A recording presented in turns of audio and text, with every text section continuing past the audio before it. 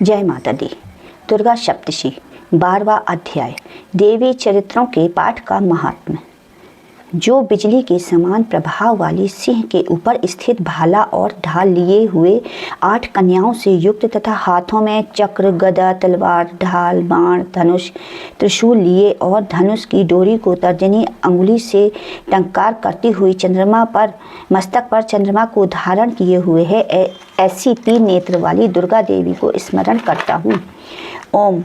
देवी बोली, हे देवताओं, जो पुरुष इन स्रोतों के द्वारा एकाग्र चित्र होकर मेरी स्तुति करेगा उसके संपूर्ण कष्टों को निसंदेह दूर करूंगी।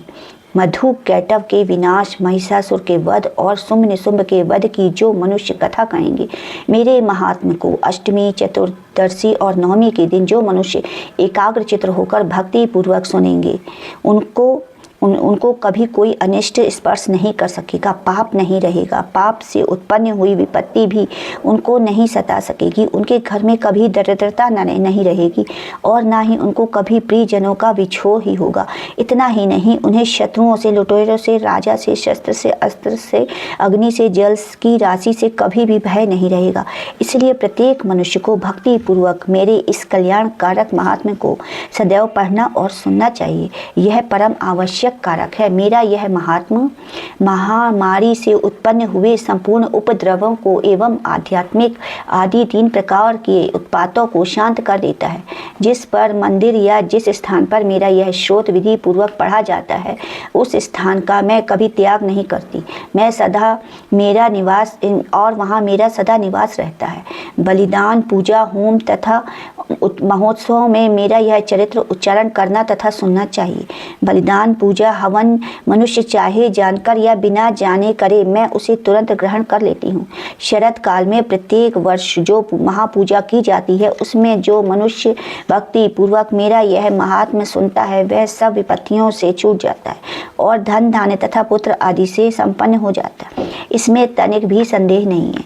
मेरे इस महात्म्य व प्रादुर्भाव की सुंदर कथाओं इत्यादि तथा युद्ध में किए हुए मेरे पराक्रम को सुनकर मनुष्य निर्भय हो जाता है, उसके शत्रु नष्ट हो जाते हैं तथा कल्याण प्राप्त हो जाता है और उसका कुल या वंश हमेशा प्रसन्न रहता है।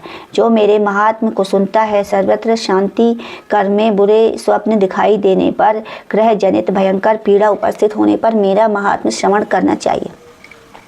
सब कष्ट शांत हो जाते हैं तथा भयंकर स्वप्न दिखाई देना बंद हो जाते हैं तथा घरेलू दुख इत्यादि सब मिट जाते हैं। बाल ग्रहों में ग्रसित बालकों के लिए यह मेरा महात्म्य परम शांति का देने वाला है।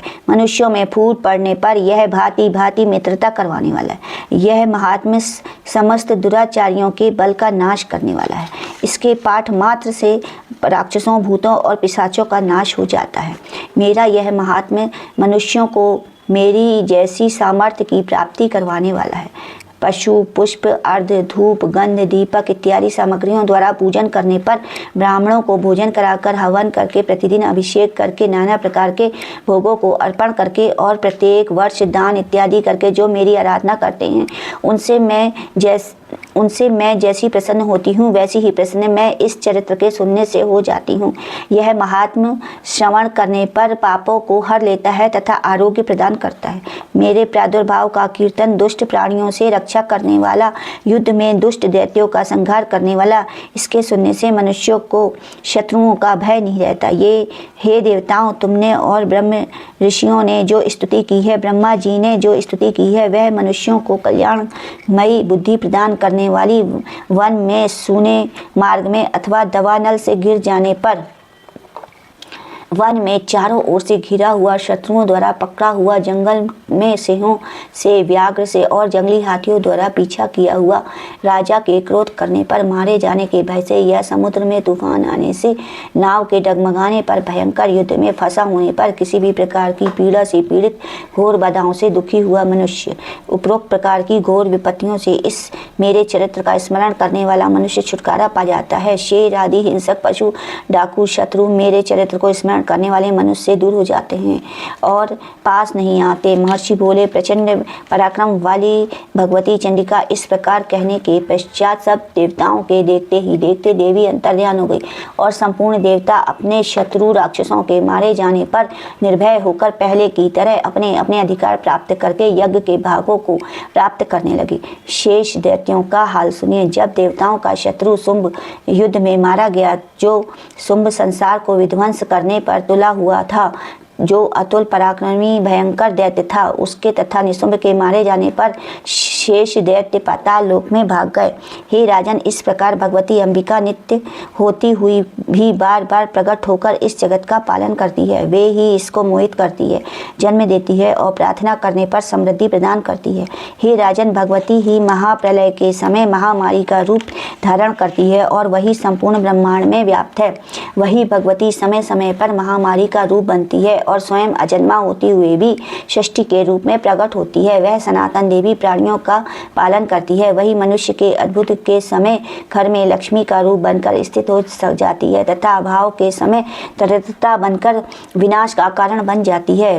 पुष्प, धूप, गंध आदि से पूजन करके उसकी स्तुति करने से वह धन एवं पुत्र देती है और धार्मिक बुद्धि तथा उत्तम गति प्रदान करती है। इति श्री मार्कंड पुराणे सर्वणिके मन्वंतरे देवी महात्मने फल स्तुति नाम 200 अध्याय समाप्त।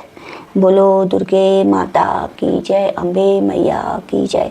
हे माता रानी, इस अध्याय को पढ़ने में अगर मुझसे कोई गलती हो गई हो तो उसके लिए मैं आपसे क्षमा मांगती हूँ। मुझे क्षमा कीजिए। जय माता।